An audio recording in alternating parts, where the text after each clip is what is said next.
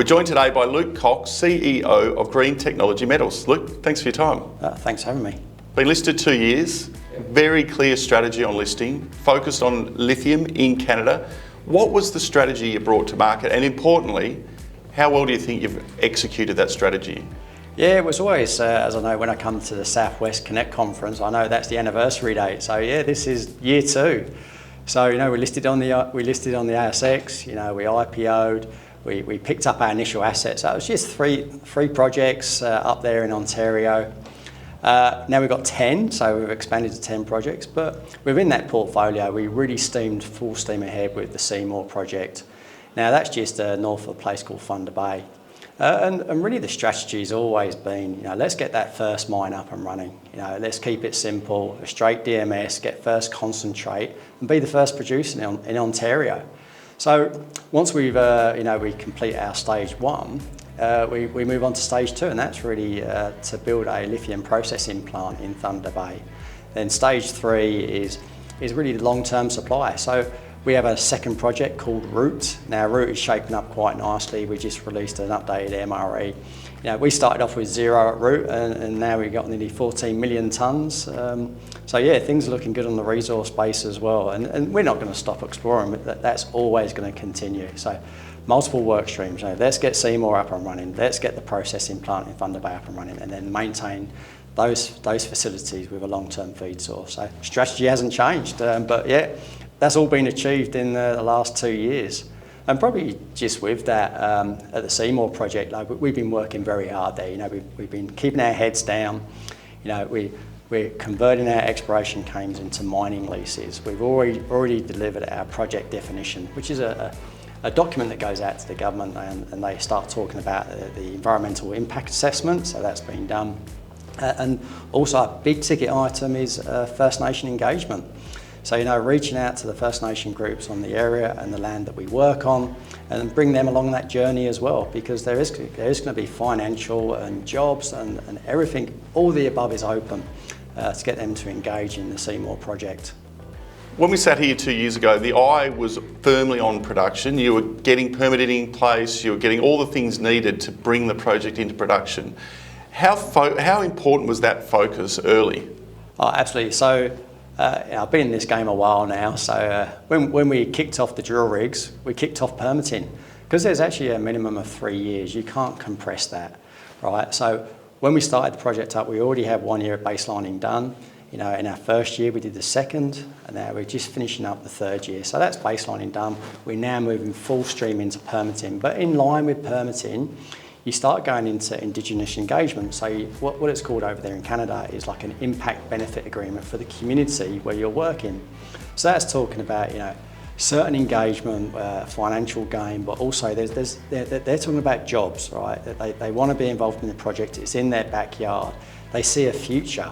So it's really taken them along that journey, and that's a massive ticket item in Canada, and that's what we're working as well. So we've got our permitting team, but we have our First Nation team as well, dealing directly with the groups where we work. And importantly, you've got a team that's done it before. This isn't the first rodeo. Yeah, absolutely. Even from the board, we've got John Young there in the chair. He co-founded Pilbara Minerals. You've got Cameron Henry. He's actually just joined the team as an exec director, so he's in the office every day now. He's actually just flown off to Canada to Thunder Bay and meeting the various groups that we're working with. And then you've got Pat Murphy. He's still there, on the financial side, and he's very engaged with the downstream players in the likes of South Korea and Japan. They've just got back. Big discussions there, that we're talking about downstream conversion. And GT1's not going to do this alone. We can't. So we need a partner. So we've been looking at strategic partners, and we said, look, we can supply the feed source for the conversion facility. Are you prepared to come in and start looking at a conversion facility? And these are people that have done it before. They've built these plants, they work them, they have big balance sheets to fund them, and they're very keen.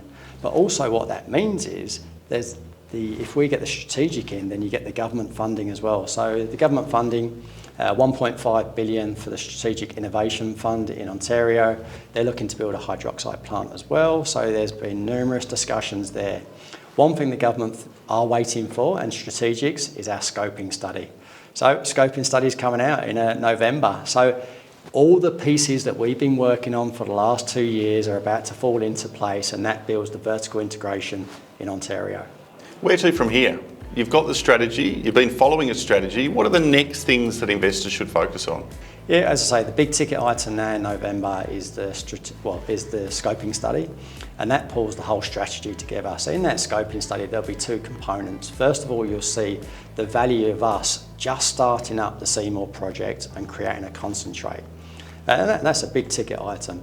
And then the second part of that scoping study is going to be the full integration. So that'll be Seymour, concentrate, the conversion facility, and then root being a longer term feed source. Now we have been busy in the last 12 months drilling out all of our resources. Now you have to convert a majority of your resources from inferred to indicated, so then you can quickly convert them to reserves.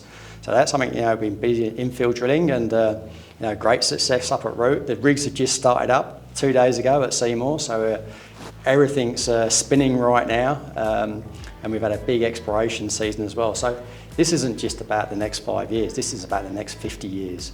Really building up that resource base to feed a long-term lithium supply chain into Ontario. And just on that, we just went through the books, and there's been 25 billion spent in the downstream players. So they're the likes of the OEMs.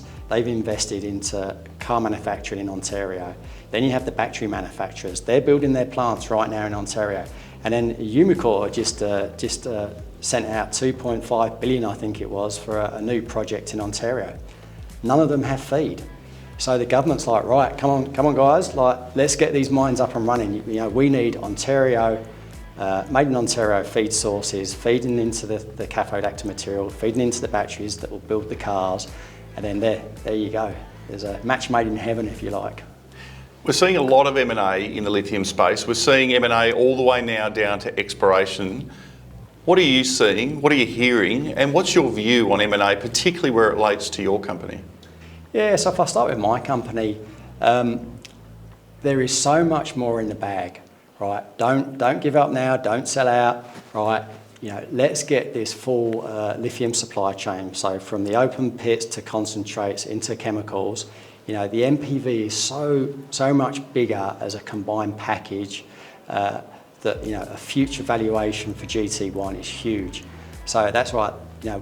We want to go into production. We don't want to just flip this project out, because there's so much more value there for shareholders. Now, in terms of the bigger market, there has been some M&A, but that's with the bigger deposits. They're the deposits, say for the MRLs or the SQMs. They're looking for long-term feed sources. So they're going to be big mines with big resources. But with a big mine and a big resource, it takes much longer to get into production. So they're not talking about 2025 or 2026. They'll be talking 2030, 2035. So who's going to fill that gap for the next 10 years, right? And that's where we come in. So we're talking about near-term feed sources to fill the lithium supply chain. In first production 2025 from Seymour. That's the goal. But yeah, these bigger deposits, bigger plays, M&A. Yeah, you'll set in a production much later on. Tier 1 jurisdiction, Tier 1 project, high quality team and a clear strategy. Exciting times ahead for Green Technology Metals and its shareholders. Luke, thanks for your time. Thank you.